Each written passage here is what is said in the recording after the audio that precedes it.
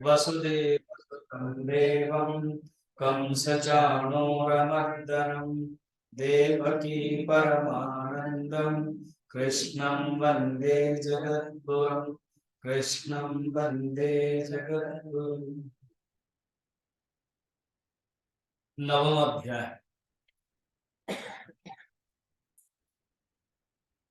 राजविद्या राजगुह्य योग नाम।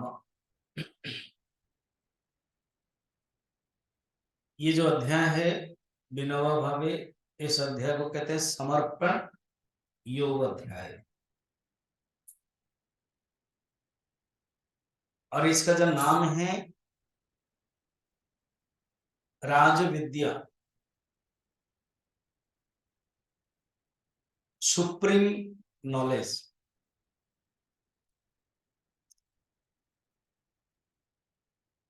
राजगुह्य the real secret, this royal knowledge and royal secret. Royal राजमान royal. कुछ लोग इसको एक धारणा रखे कि राज माने देखो राजा लोग ही पढ़ेंगे, बाकी लोग नहीं पढ़ेंगे। देखो अंधविश्वास का तो कोई आदि और अंत नहीं होता है। कहीं ना कहीं लोग एक विचार पकड़ लेते हैं, नहीं नहीं भगवान कृष्ण भी राजा थे, अर्जुन भी राजा है, धृतराष्ट्र भी। इसलिए सब राज परिवार के लोग पढ़ेंगे, इसलिए गीता साधारण लोग नहीं पढ़ना चाहिए, ऐसी बात नहीं है। भगवान के कहने का यहाँ मकसद है राज विद्या। विद्या अनेक प्रकार है, एक लोअर साइंस, एक हायर साइंस। पराविद्या एंड अपराविद्या। अपराविद्या जो संसार के बारे में, पराविद्या जो ब्रह्म विद्या के बारे में। तो जो ब्रह्म विद्या श्रेष्ठ विद्या, विद्या नाम अध्यात्म विद्या, अगले अध्याय में भगवान बताएंगे, इसलिए इसका नाम दिया राज विद्या। राजगुह्य, हाँ अगेन गुह्य का अर्थ ले लिया कुछ ब्राह्मण लोगों ने। देखो ये सबको नहीं बताना है, ओनली ब्राह्मण को ही बताना है, ये गुप्त रहना चाहिए। गुरुदेव के समय में 1951 में भी वहां भी प्रवचन, जब वो चेन्नई में प्रवचन दिया तो भी ब्राह्मण लोगों ने कहा ये गलत बात है। आप एक तो अंग्रेज में बोल रहे हो, दूसरा है आप सबको बोल देते हो। यहाँ देखो आप उपनिषद बोल रहे हो, गीता बोल रहे हो, और गुह्य लिखा गया है। गोपनीय रखना चाहिए, सबको नहीं बोलना चाहिए। इवन जब दीक्षा होती है मंत्र भी गोपनीय रखते हैं। ब्राह्मण के बेटे को जब गायत्री मंत्र दिया जाता है तो कान में दिया जाता है। तो ये गुह्य का अर्थ ये ले लिया गया, गुप्त सीक्रेट। जैसे कोड वर्ड में अब किसी का पासवर्ड तो गुप्त रहता है, इवन स्विस बैंक में जब रखते हैं पैसा, वो भी एक कोड वर्ड होता है, वो भी गुप्त है। उनके बैंक को छोड़कर बाकी कोई नहीं जान सकता है। बीच बीच में आता है कि इतने करोड़, इतने करोड़, इतना करोड़ लोगों का सब है, इतना करोड़, इतना अगर सब आ जाए तो भारत में सोने की चिड़िया हो जाएगी। भारत का ही मनिया, सारा वर्ल्ड का तो है। ये तो बात ही हुई कि कोई भी चीज गुप्त रहता है, तो उस दृष्टि से ये गुप्त नहीं है। गुप्त का, गुह्य का अर्थ ये है जो सीक्रेट बोलते हैं, सीक्रेट अर्थात ये परमात्मा तत्व अंदर है, जो अंदर चीजें वो जान नहीं पाते। अब कोई अगर बंकर में, गुफा में रहेगा, जान नहीं पाएंगे। जो अभी जैसे इसराइल पैलेस्टाइन का चल रहा है, पैलेस्टाइन के सोल्जर्स अंदर है तो जान नहीं पा रहे, इसलिए बम्बरिंग चल रहा है। तो जो जितना जैसे अंदर रहेगा उसको बाहर से नहीं जान सकते, इसीलिए उसको कहते हैं सीक्रेट, गुह्य। तो जो परमात्मा है वो अंदर है और परमात्मा व्यापक भी है। तो जो व्यापक है वो हम जो देख रहे हैं वो जगत को देख रहे हैं, और जब जगत को देख रहे हैं तो उसमें परमात्मा दिखाई नहीं देती, छिप गई है।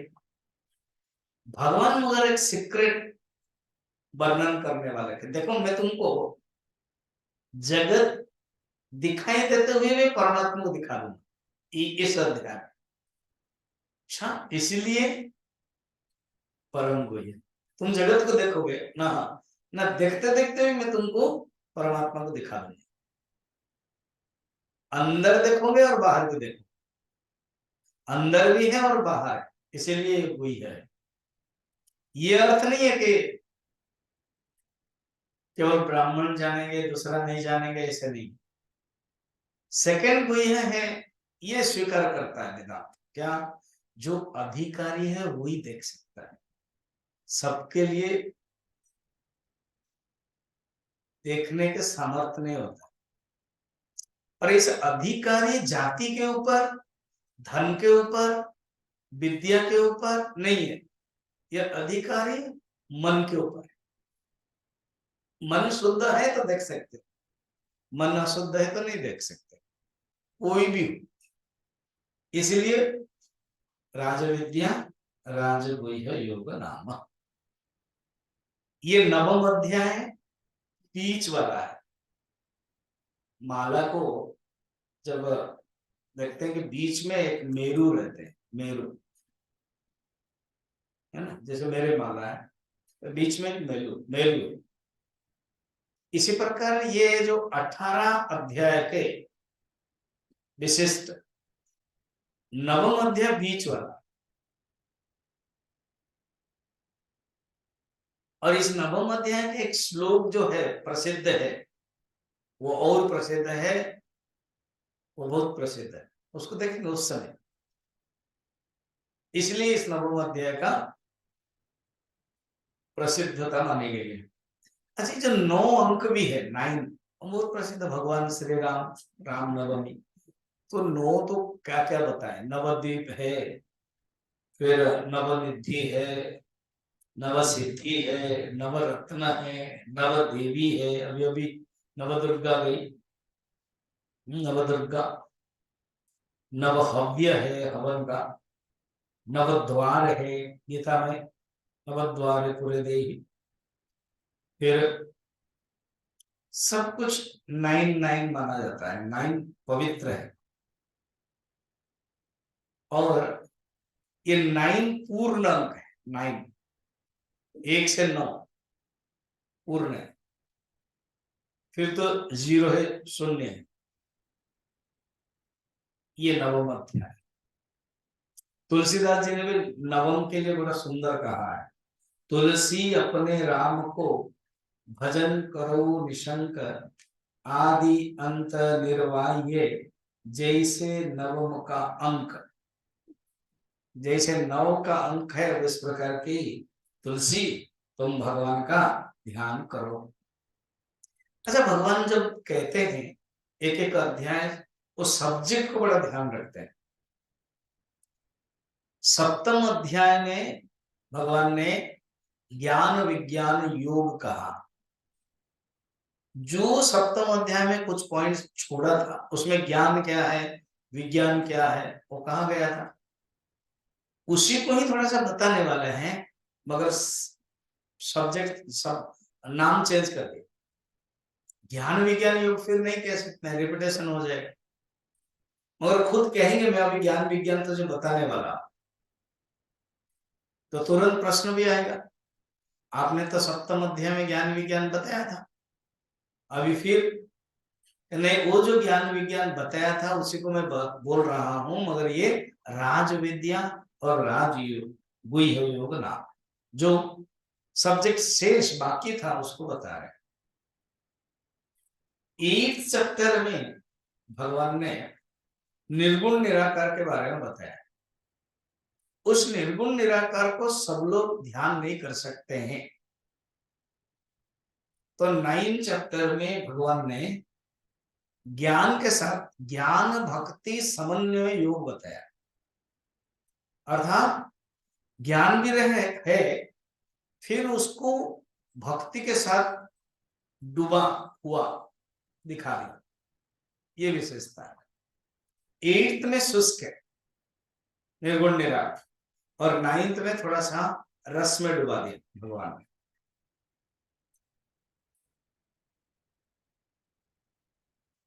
मधुसूदन सरस्वती नवम अध्याय की प्रशंसा करके बोल रहे हैं, आराध्यत्वे प्रभोः दास्येः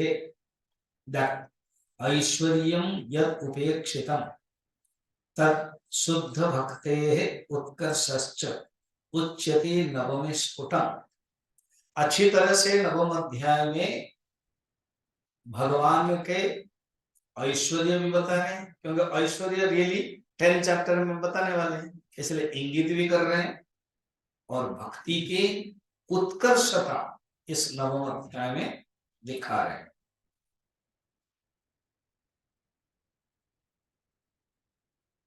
अच्छा, अभी अष्टम अध्याय में आपको याद होगा क्रम मुक्ति, सद्य मुक्ति ये बताई गई थी।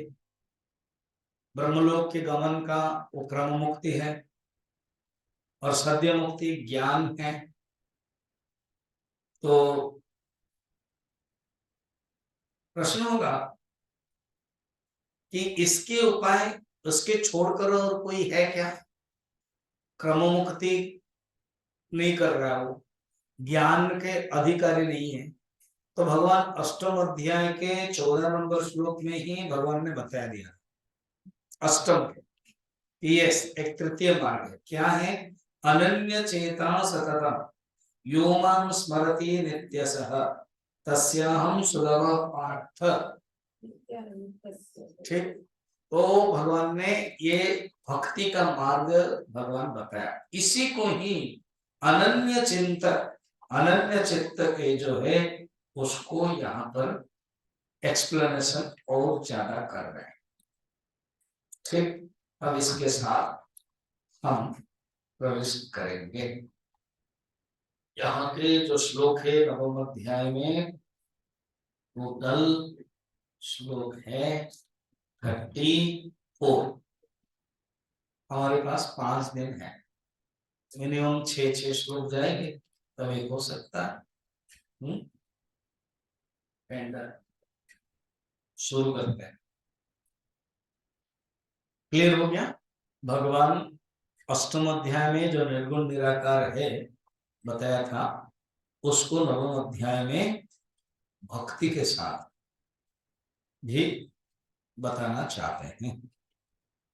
अब सप्तम अध्याय की जो बातें हैं भगवान ने बताया था, उसको फिर यहाँ पर कह रहे हैं।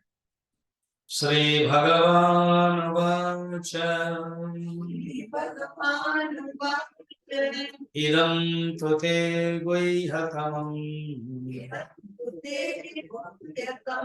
प्रवक्ष्याम्यनसूयवे ज्ञानं विज्ञानसहितं यज्ञात्वा मोक्षसे शुभात्। एकदम अब यही जो मैं प्रवचन दे रहा हूं, जो मैं ज्ञान दे रहा हूं तुम्हें, एकदम ये जो ब्रह्म ज्ञान है, एकदम तू इंडिड विलक्षण ते तुम्हारे लिए ज्ञान विज्ञान सहित, ज्ञान और विज्ञान दोनों। देखो ज्ञान विज्ञान सप्तम अध्याय में यूज किया था, आप जाओ सप्तम अध्याय, सप्तम अध्याय का नामकरण ही ज्ञान विज्ञान योग है। सप्तम अध्याय के ज्ञान विज्ञान शब्द भी 2nd नंबर श्लोक में है, ज्ञानम तेहम सविज्ञानम। देखो एंड ये इसी को फिर यहाँ पर बता रहे हैं, ज्ञानम विज्ञान सहितम, सविज्ञान माने विज्ञान सहित, वहां शब्द दे दिया, यहाँ सहित किया, सेम ज्ञान विज्ञान सहितम। तो आपने तो बताया था वहां पर फिर क्यों बोल रहे हैं भगवान बताएं। अच्छा, ज्ञान विज्ञान वहां क्या बताया था? ज्ञान एक है थ्योरी ज्ञान, विज्ञान है प्रैक्टिकल ज्ञान, प्रत्यक्ष ज्ञान, फिर अपरोक्ष ज्ञान, ज्ञान शास्त्र का ज्ञान, फिर अनुभव ज्ञान। कहते यही मैं तुझे ज्ञान और विज्ञान बताने वाला हूं, जिसके माध्यम से यज्ञात्वा मोक्ष से अशुभ, मोक्ष से अशुभ, अशुभ माने क्या? अशुभ कर्म से तुम मोक्ष प्राप्त करोगे, अशुभ गति से तुम मोक्ष प्राप्त करोगे। और हे अनसूया भाई, जिसके असूया नहीं है वही ज्ञान प्राप्त कर सकते। यहाँ अधिकारी कौन है? अनसूय भाई, स्पॉट है अधिकारी निरूपण। जिसके अंदर सरल है, उपनिषद में भी है ना, एक सत्य काम करके एक लड़का था, उपनिषद गंगा में वो सीरियल है, छोटा सा लड़का, उसका मन में है केवल ये जगत कहाँ से आया, ये सूरज ऊपर घूम रहा है, सूरज क्यों गिर नहीं रहा है, फिर मैं कौन हूं। तो उसका जो मामा है नौका चलाने वाला, बोला उस छोड़ो, नौका सीखो और पैसा कमाओ। पैसे से होता क्या है? वो डायरेक्ट ऐसे बोलता है छोटा सा लड़का। तो माँ को भी पूछता है, माँ को कहा कि तुमको किसी गुरु करना है। तो बस अभी छूआ तो गुरु, तो कहीं उस समय जो ब्राह्मण साधु संत थे उनके पास जाता है और कहता है मैं ब्रह्म ज्ञान प्राप्त करना चाहता हूँ, सुना कि ये मेरे जो प्रश्न है ये सब उत्तर ब्रह्म ज्ञान से मिलेगा। बात यह है कि उनके जो माँ है वो ज्यादा भी, उनका कोई पति है नहीं, विधवा भी नहीं है, मगर ये बेटा है। उस गांव में उस जगह पर ये प्रसिद्ध है कि ये एक वेश्या कुचरित्र नारी है, उसका बेटा है, तो कोई ग्रहण नहीं करते थे। हारित गौतम करके एक श्रेष्ठ संत है, वो आ रहे थे उसी गांव में। हारित गौतम राजधानी में जो राजा ने उनको स्वागत किया, ये वहां घाट में था ही, तो नौका में आए तो उनको कहा कि गुरुदेव मैं ज्ञान प्राप्त करना चाहता हूं, मैं आपको गुरु के रूप में स्वीकार करना चाहता हूं। तो उन्होंने कहा ठीक है बेटा, तुम्हारे घर में है कौन? मेरी माँ है। पिताजी? ना, नहीं है। माँ को पूछ के आओ तुम्हारा गोत्र क्या है। बस गोत्र से वो जान लेते थे कि वो कौन से परंपरा का है, गोत्र क्या है। अब इसको लेकर के अगर कोई बोलेगा ये तो गलत बात है ना, गोत्र क्या है, बोलते अरे कहीं पर भी एडमिशन करने के लिए भी गोत्र जरूरत पड़ता है। गोत्र माने क्या है? सपोज कोई मेडिकल साइंस पढ़ा हुआ है, हाँ, तो उसका गोत्र क्या है? +2 साइंस रखा कि नहीं, यही गोत्र है। अच्छा, कोई ट्रेन में जाएगा, कोई फ्लाइट में जाएगा, तो भी गोत्र मांगते हैं, क्या है ना, वो टिकट किया कि नहीं। कोई मेडिकल में एडमिशन होगा तो भी गोत्र मांगेगा। हर चीज गोत्र का अर्थ क्या है? सम आइडेंटिटी कार्ड, आईडी। और आप अधिकारी हो, अगर किसी एजुकेशन में जाओगे, कनाडा में जाओगे तो भी गोत्र चाहिए, यूएसए में जाओगे तो भी गोत्र चाहिए। तो गोत्र माने क्या? अधिकारी, आपके पास क्वालिफिकेशन। तो बस इतना ही पूछा हो, दौड़ के गया लड़का, बड़े जोश था, कहे माँ माँ माँ, हरित गौतम श्रेष्ठ संत है, उन्होंने भी सुना था, वो पूछ रहे हैं शिष्य मुझे बनाने के लिए कि मेरा गोत्र क्या है। तब माँ ने प्यार से कहा, देखो बेटा, अनेक साधु संत आते थे, जिसके घर में मैं काम करती थी, सबकी मुझे सेवा करनी पड़ रही थी। मुझे पता नहीं किसके माध्यम से तुम उत्पन्न हुए, सचमुच पता नहीं हुआ। केवल इतना ही मैं तुम जाके कह दो, मेरी माँ जावाली है और मैं सत्यकाम हूं, इसलिए मैं चाहवाली और सत्य काम। और ये भी बता दो, मेरी माँ कई साधुओं की सेवा की है और उसमें से वो पता नहीं है किनका वीर्य के कारण में आया, बता दो। तो जाकर बता दिया, उसने बताया। और बाकी जो साधु संत पास में भी होंगे, इतने बड़े श्रेष्ठ संत आए हुए हैं, तो बड़े गुस्से हुए कि इसको ग्रहण मत कीजिए। बोले यही है ना, ना इसका गर्भ खराब है, क्योंकि यही ही सत्य को अपने गर्भ में धारण करता है। नाम भी इसका सत्य काम। काम माने क्या है? चाहना। जो सत्य को चाहने के लिए जन्म हुआ वो सत्य काम। बाद में तो वो श्रेष्ठ संत बन गए, ऋषि बने। वो कह रहे मैं तो ग्रहण करूंगा। खबर राजा तक गया। राजा पूछा कि आपने इसे कैसे कर दिया?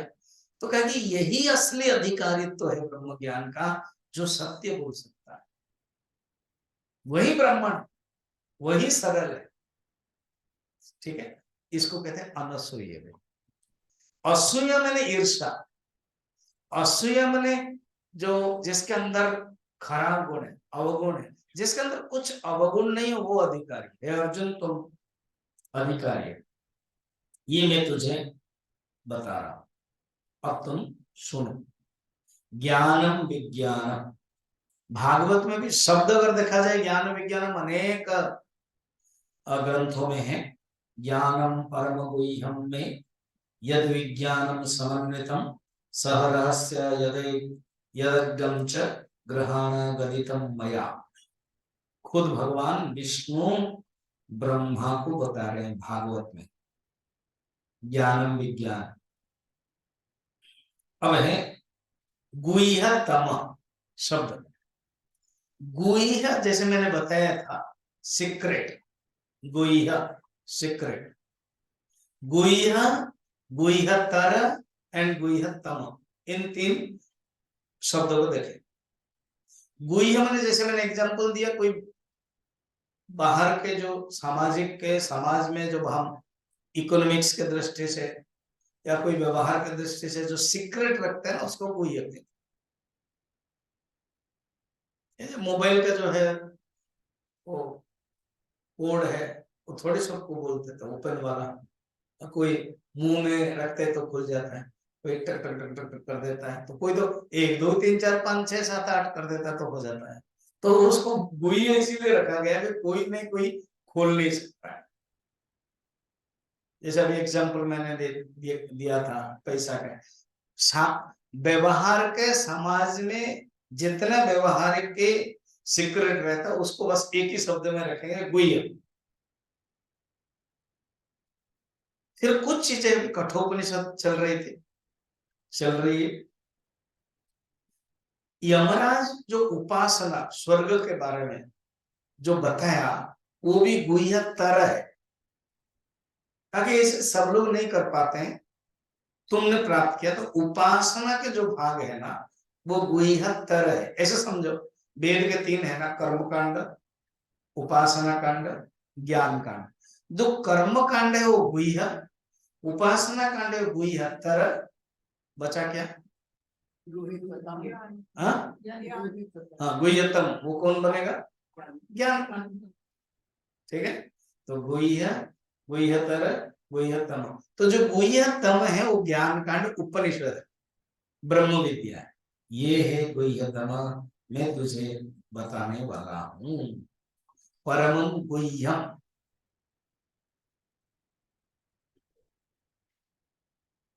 श्वेताश्वतर उपनिषद भी हम लोगों ने देखा था, उसमें भी यही है। गुह्य शब्द बहुत है। वेदांते परमं गुह्यम पुराकल्पे प्रचोदितम न प्रशांताय दातव्य न अशिष्याय च। उपनिषद में है कि ये जो वेदांत में जो बताया गया, वेदांत उपनिषद में जो परम गुह्य बताया, अनादिकाल से जो अधिकारी नहीं है उसको मत बोलना। तो अब है आगे, भगवान इसको गुह्यतम जो बताया और क्लियर करते हैं। कहते इस ज्ञान के प्राप्त करने के लिए ज्ञान की प्रशंसा करते हैं। सेकंड नंबर श्लोक है ज्ञान की प्रशंसा। राजविद्या राजगुह्यम् पवित्रमिदमुत्तमम् प्रत्यक्षावगमं धर्म्यम् सुसुखं कर्तुमव्ययम्। राज विद्या विद्याओं में श्रेष्ठ राजा है। राज विद्या विद्यानम राजा दीप्यति दीप्य अतिशयत्वात् दीप्यति ही इयम् अतिशयन ब्रह्म विद्या सर्व विद्यानाम। आचार्य शंकर राज विद्या का परिभाषा में एक्सप्लेनेशन दे रहे क्या? अतिशय प्रकाश युक्त होने के कारण दीप्य दीप्य अतिशयत्वात् दीप्यते ही इयम् अतिशयेन। अर्थात ब्रह्म विद्या सब विद्या में अतिशय दीप्यमान प्रकाशमान है। ऐसे क्यों शब्द दिया दे दीप्यमान है? अर्थात ब्रह्म विद्या दो लक्षण है। एक लक्षण है प्रकाशमान है, हमेशा प्योर, दूसरे को प्रकाश करता है, खुद प्रकाश है, दूसरे को प्रकाश करता है। बाकी जो विद्या है वो दूसरे को प्रकाश नहीं करता है, खुद भी प्रकाशित नहीं है, केवल सीमित है। कोई भी विद्या सीमित है, वो अपने क्षेत्र में सीमित है और यह इसके अंधकार को नष्ट करता है, बाकी अंधकार को नष्ट नहीं कर सकता है। जैसे आपने पदार्थ विज्ञान फिजिक्स का जाना तो पदार्थ के बारे में जानेंगे और जो आत्म तत्व के बारे में नहीं जान सकते। ये क्या है ना, आत्म तत्व के बारे में जानते हैं। ऐसे समझो, थोड़ा सा और क्लियर करता हूं। अज्ञान दो प्रकार है, एक है मूल अविद्या और एक है तूल अविद्या। इस ऐसे समझोगे तो पकड़ में आए। तूल अविद्या माने कार्य अविद्या, मूल अविद्या माने कारण अविद्या, तूल अविद्या माने प्रोडक्ट अविद्या, मूल अविद्या माने कॉज अविद्या। ये जो बाकी जितने भी नॉलेज है, 64 नॉलेज हो, जितने भी नॉलेज है वो कैटेगरी आएगा तूल अविद्या। तूल अविद्या का काम होता है वही सब्जेक्ट का अविद्या उस नष्ट होता है जो उस सब्जेक्ट का विद्या जानेंगे। मगर जो मूल अविद्या है, मैं ब्रह्म हूं, मैं आत्मा हूं, मैं दुखी हूं, ये जो मूल अविद्या है वो नहीं जान सकता है जब तक मूल विद्या नहीं आए। तो मूल विद्या है राज विद्या, ज्ञान विद्या, इसलिए दीप्यते अतिशयत्वात्।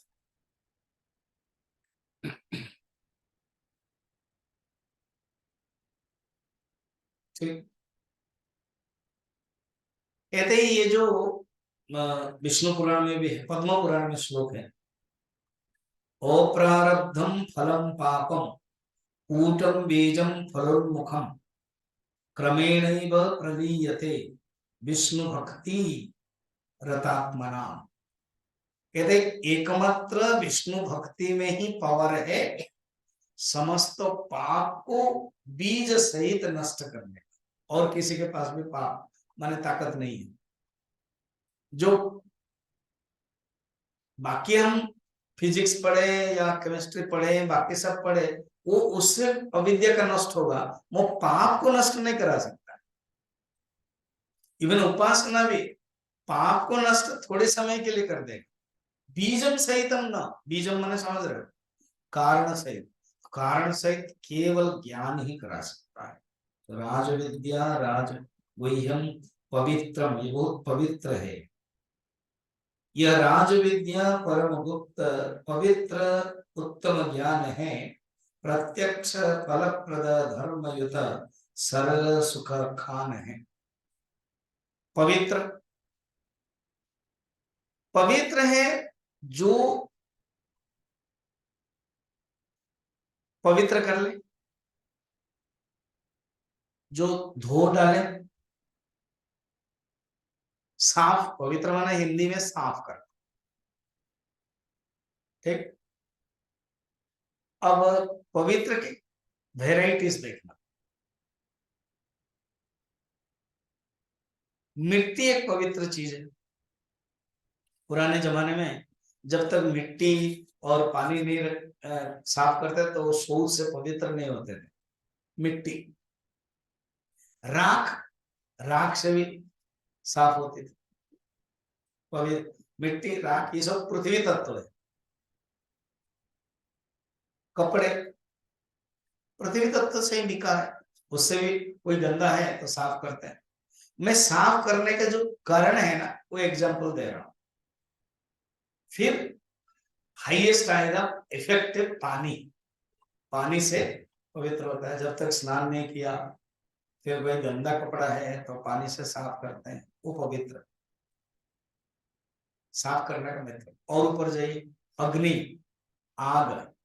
अब जो सोना है उसमें अगर खाद है तो उसको सोने आग में रखते तो पवित्र होता है।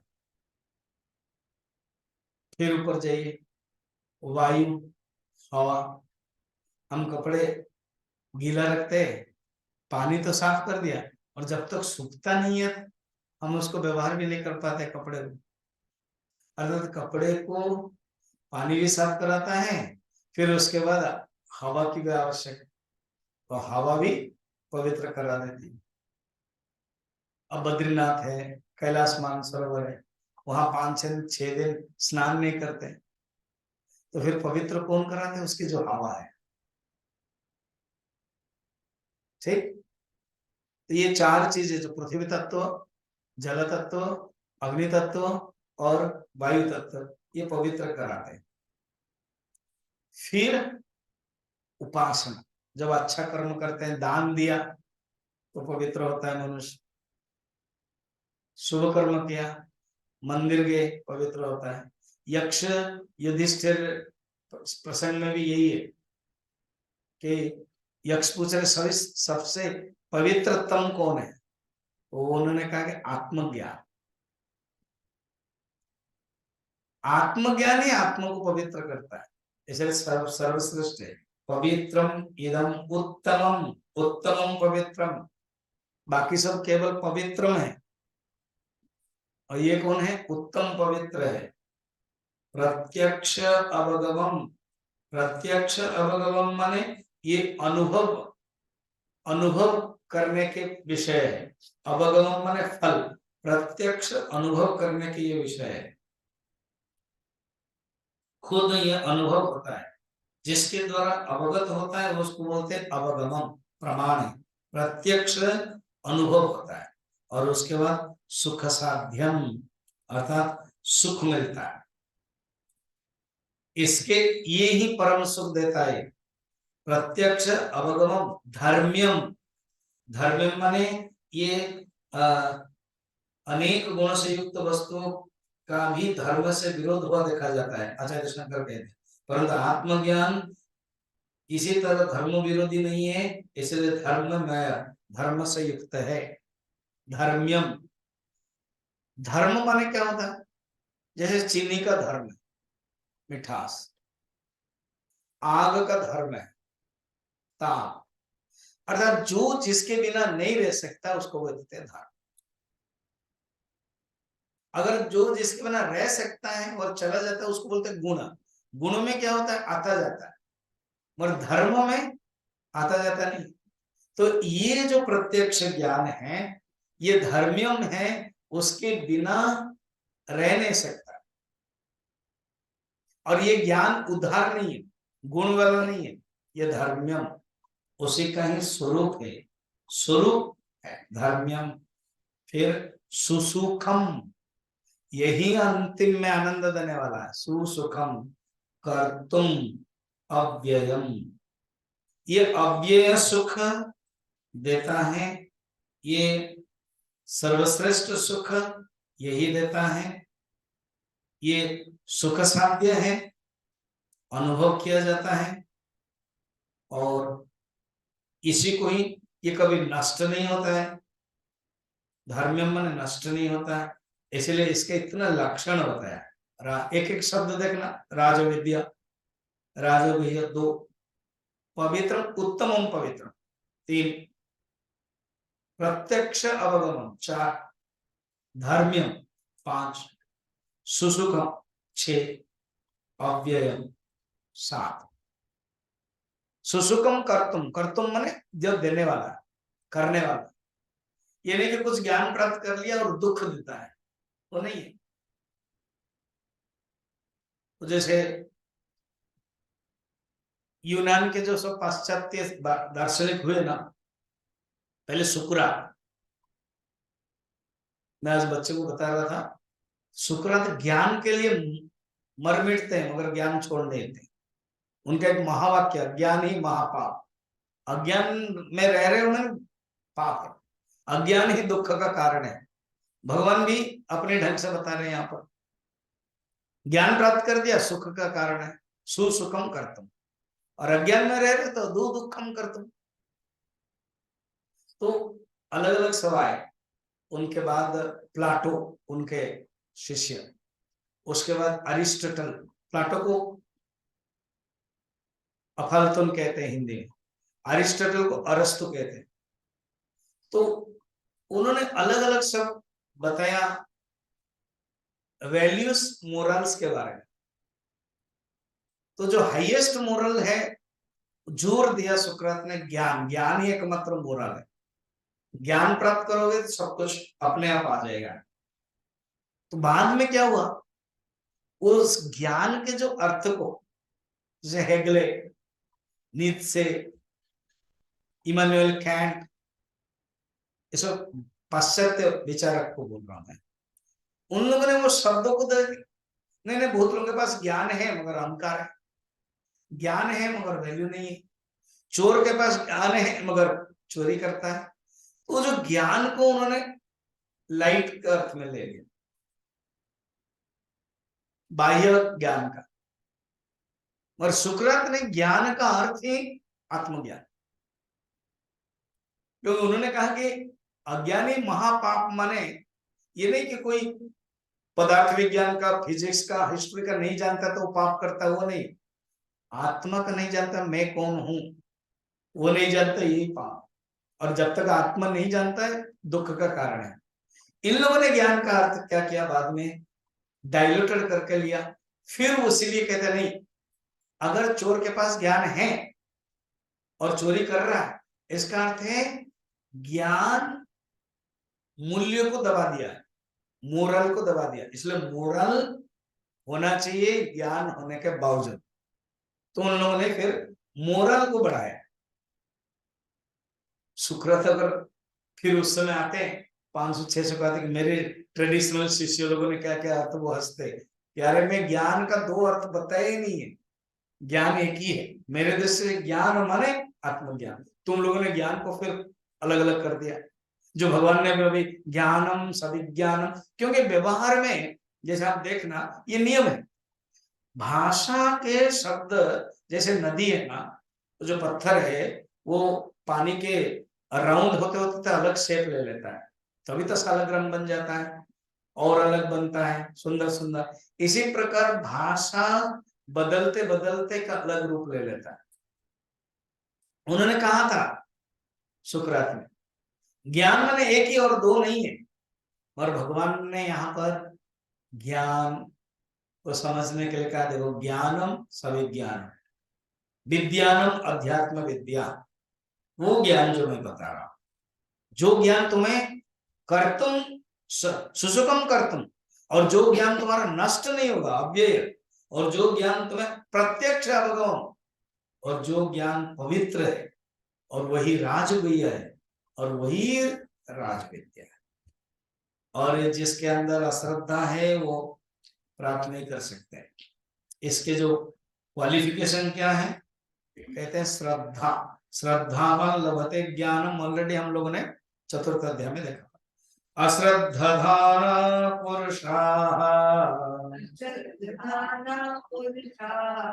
धर्मस्यास्य परन्तप अप्राप्य मां निवर्तन्ते मृत्यु संसारवर्त्मनि।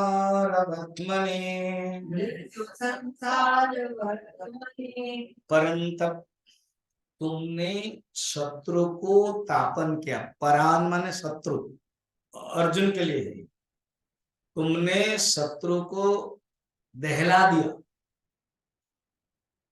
इसलिए हे परंतप, तुम्हारे अंदर जो शत्रु बैठा हुआ है अज्ञान, उसको भी दहलाओ, उसको भी तुम हटाओ। परंतप, आज मैं वो गीता चैंटिंग के बच्चों को यही बता रहा था, सुकरात ज्ञान के लिए मर मिटे और अर्जुन ज्ञान प्राप्त करके लड़ पड़े। एक ने कंप्रोमाइज नहीं किया, सुकरात ने दिखाना चाहते देखो ज्ञान को, सत्य को मैं ग्रहण करता हूं, मैं मर मिटता हूं, मरने का मुझे कोई डर नहीं है। क्यों? मरता शरीर, आत्मा नहीं मरती। उन्होंने अपने जीवन में दिखा दिया। उनके जो शिष्य है ना प्लाटो, वो तो रॉयल पुरोहित था, राज पुरोहित। एक होता है रिवोल्यूशनलिस्ट, क्रांतिकारी, और एक होता है जो राज परिवार से कनेक्टेड है। राज परिवार को भी, राज शासन को भी चाहिए ऐसे कोई बुद्धिमान जो मध्यम मार्ग, जो उन्हीं के अनुसार दे। तो प्लाटो उनका डायरेक्ट शिष्य, वो राज मत से कनेक्टेड। तो जो मंत्री है, जो राजा है, वो सब उनकी बातें मानते रहे। तो जिस दिन फांसी हो गई, कुछ कुछ मुझे ज्ञान था ना, वो वहां बच्चे लोगों को बता नहीं पाया, तो मेरा ज्ञान जाएगा कहाँ, इसलिए आप लोगों को बता रहा हूँ।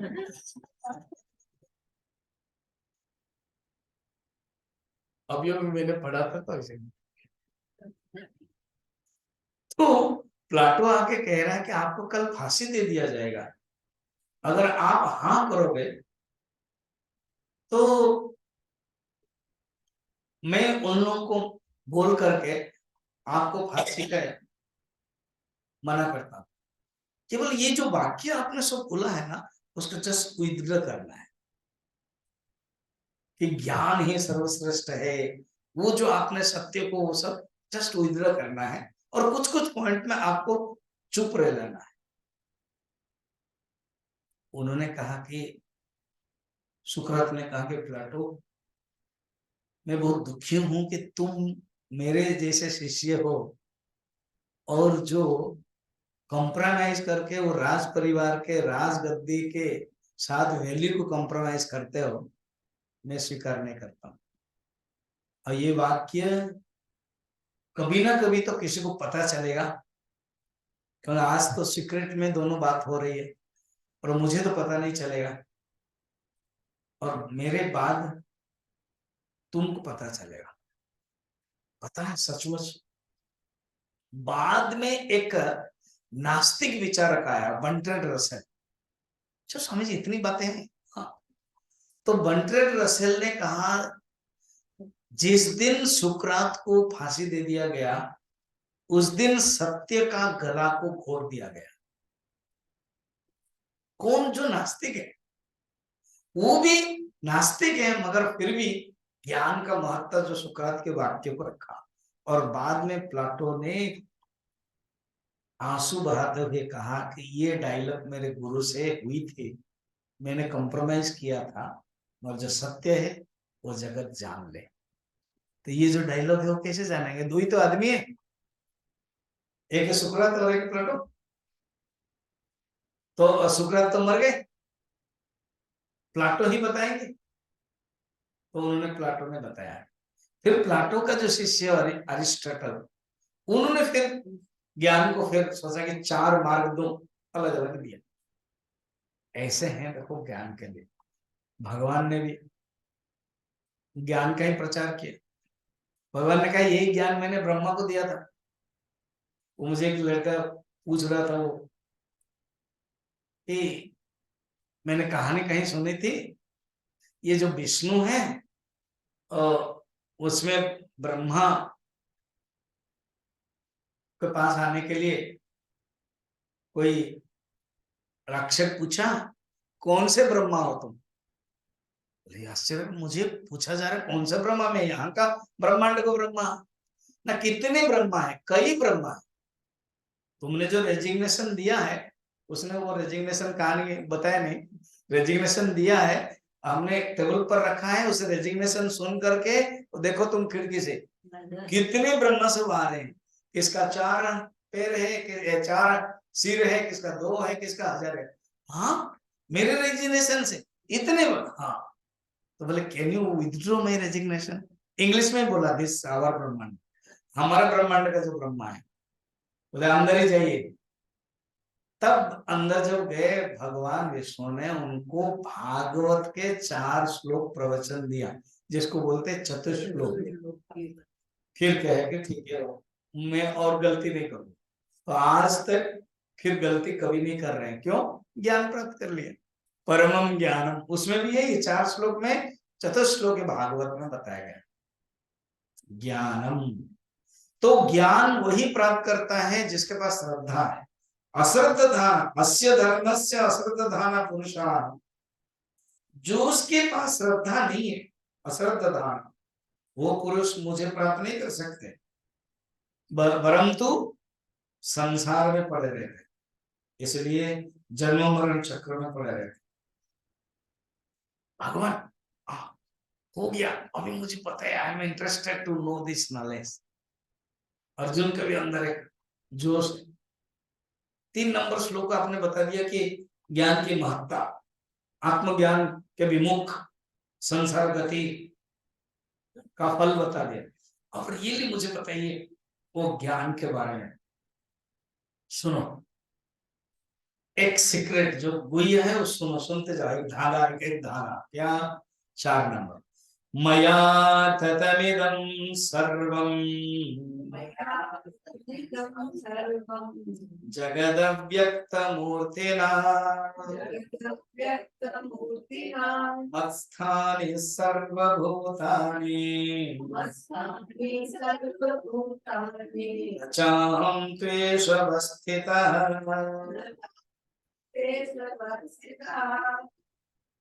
पहले परमात्मा का स्वरूप क्या है जान लो, ये सूत्र है। ज्ञान माने क्या है? परमात्मा का स्वरूप जानना। अव्यक्त मूर्ति, शब्द देखना है कि शब्द सुंदर है। अव्यक्त मूर्ति अर्थात वो व्यक्त नहीं है, एक ओंकार, निर्गुण निराकार, अव्यक्त मूर्ति। मूर्ति फिर क्यों बताया? क्योंकि व्यवहार हम समझ जाएंगे मूर्ति शब्द से, वो अव्यक्त मूर्ति। निराकार माने कोई आकार नहीं है, फिर भी शब्द आकार है कि नहीं? तो आकार बिना, तो ऐसे शब्द यूज किया गया है। अव्यक्त मूर्ति माने जो, मूर्ति माने जो व्यक्त हुआ है। जैसे अभी दुर्गा मूर्ति पूजा होती है ना, तो मूर्ति मिट्टी को कुछ आकार के रूप में व्यक्त करते, उसे कोई मूर्ति बोलते हैं।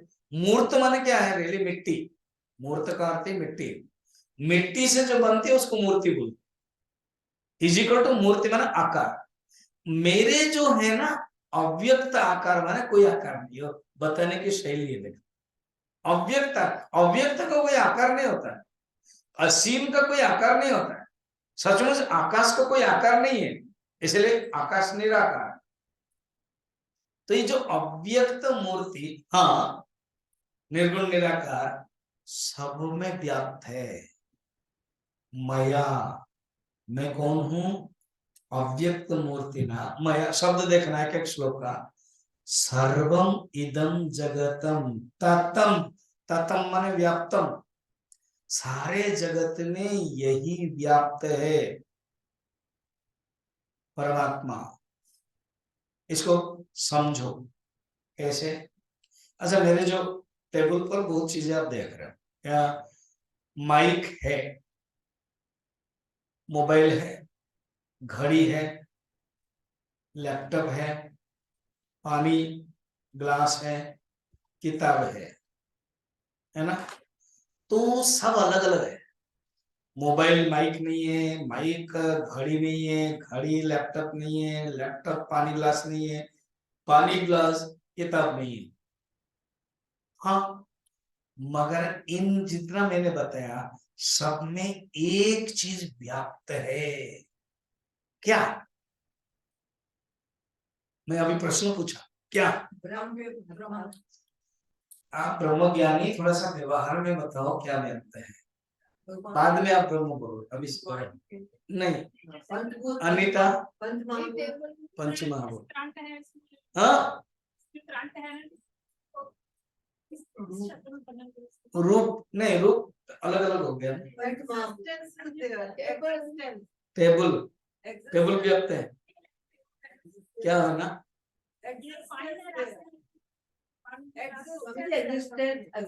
हाँ, मोबाइल है, किताब है, फोन है, इस सब में हम है यूज करते हैं। और है जो है एग्जिस्टेंस इज, ये अलग नहीं है। देखो, मोबाइल इज, तो मोबाइल रूप हो गया अलग, और जो इजनेस है, इजनेस के बिना नहीं हो सकता है। अगर इज को हटाओगे तो आपको नॉट यूज करना पड़ेगा, एनओटी नॉट। तो इज को हटाओगे तो क्या नाम बोलोगे? Is not. तो मोबाइल इज नॉट तो गड़बड़ हो जाएगा। अर्थात इज कॉमन है, एग्जिस्टेंस, इसको वेदांत में कहते हैं सत्ता। तो सत रूप में, सत्ता रूप में सब है, उसी को ही कहा गया है ब्रह्म।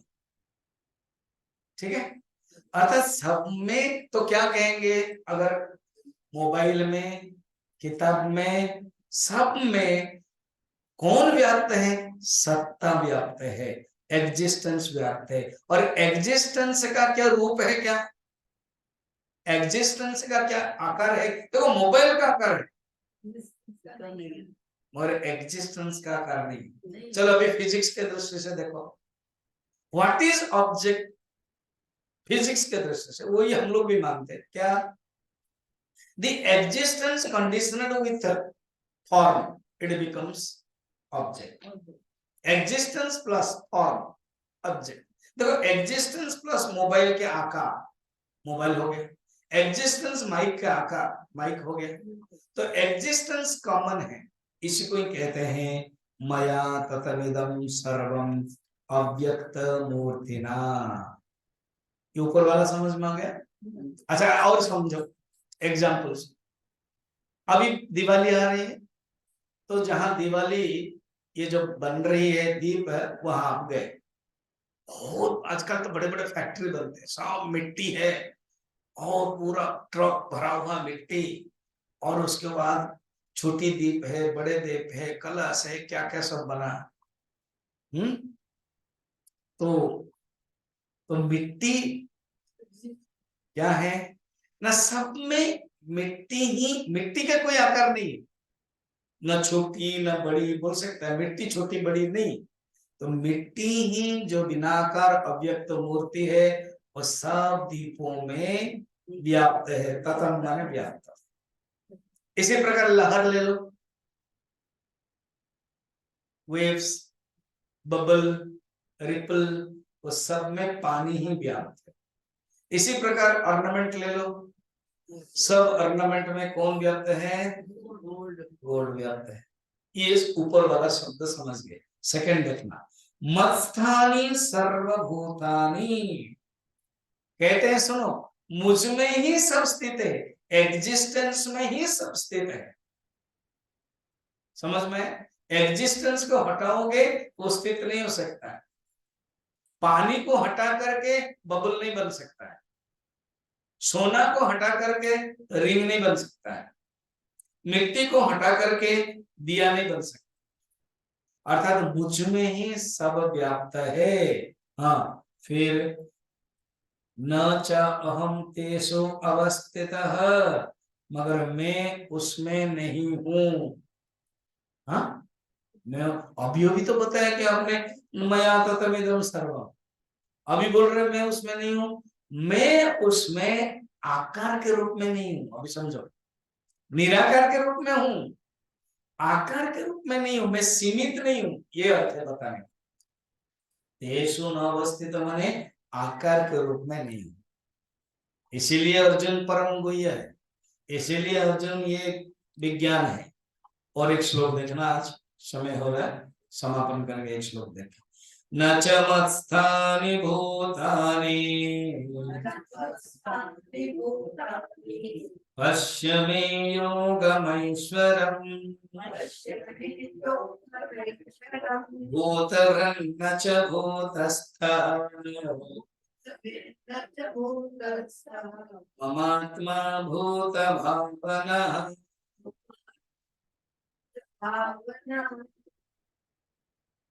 भगवान एक मास्टर स्ट्रोक दे रहे हैं। चौथा श्लोक में कहा था मेरे अंदर सब भूत है, तो हमको लग भी रहा है एग्जाम्पल जैसे बताया, और अभी कह रहे हैं सचमुच मेरे अंदर सब भूत नहीं है। तुरंत हम लोग बोलेंगे, अर्जुन बोलेंगे, आपके तो बचपन से ही आदत है झूठ बोलना। मैया मोरी मैं नहीं माखन खायो, पूरा मुंह में माखन लगा हुआ है, और छोटे जब बच्चे थे तो भी बोलते मैया मोरी मैं नहीं माखन खायो, माँ ने पकड़ा। ये तो आप करते रहते हो। मैंने चोरी नहीं की, मैंने मिट्टी नहीं खाई, ना हम अम्बा भक्षितवान, मैंने आप खाया नहीं। आप झूठ बोल रहे हो बचपन से, अभी भी बोल रहे हो। पहले चौथा श्लोक में क्या कहा? मेरे अंदर सब है।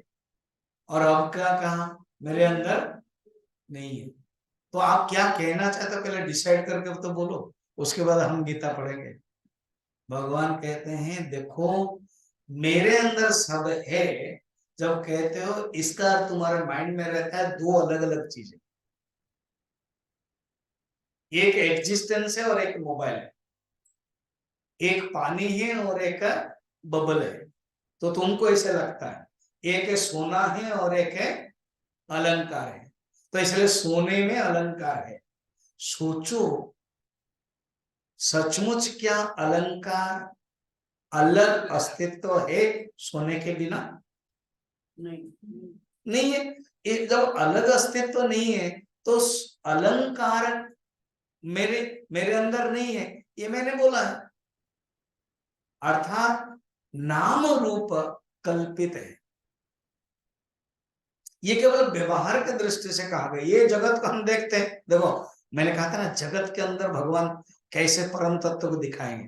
कहते हैं जो जगत है, ये जगत हम क्यों देख रहे हैं?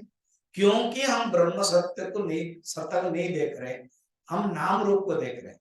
नाम रूप कल्पित है, नाम रूप को हटा दोगे तो तुमको ब्रह्म सत्य ही दिखाई देगा, ब्रह्म सत्ता ही दिखाई देगा। ठीक है। अच्छा, ये एग्जाम्पल पावरफुल दो एग्जाम्पल आएगा वेदांत का। क्या? कि खंबे में भूत दिखाई देता है। भूत किस में दिखाई देता है? खंबे में।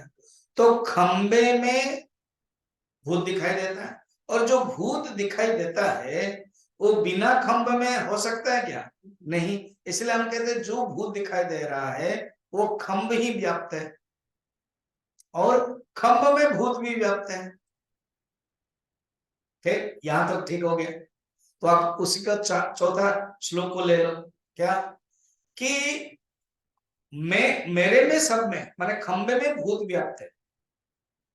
अब भगवान कहते हैं जिस समय भूत देखना गायब हो गया, अर्थात खंबे को देख लिया, उस समय और भूत दिखाई देगा क्या? नहीं। तो क्या हम बोलेंगे कि खंबे में भूत व्याप्त है और बोलेंगे? अर्थात ज्ञान होने तक हमें दिखाई देगा कि खंबे में भूत है, एक बार ज्ञान हो गया तो भूत है ही नहीं। ऐसी जगत है।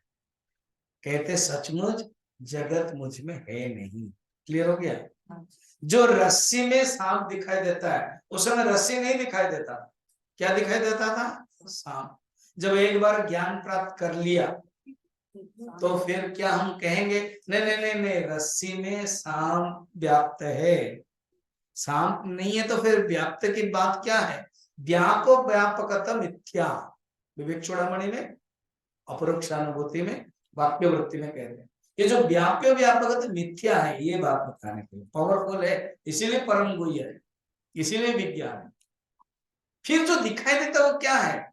पश्य में योग ऐश्वर्य, ये मेरा केवल ऐश्वर्य है, भगवान की ऐश्वर्य है, भगवान की विविधता है, ये भगवान की एक यूनिकनेस। फिर जब तुमको दिखाई देता है ना, जब दिखाई देते कि प्रश्न आ जाता है, तो तुरंत मेरा रोल हो जाता है ईश्वर का। भूतवृन्न च भूतस्थः ममात्मा भूत भावना, अर्थात सचमुच जो तुमको दिखाई देता है वो मैं भूतों के संबंध में ये दिखाई देता है। और भूतभृत, जब तक तुम देख रहे हो उस भूत का भरण करने वाला कौन है?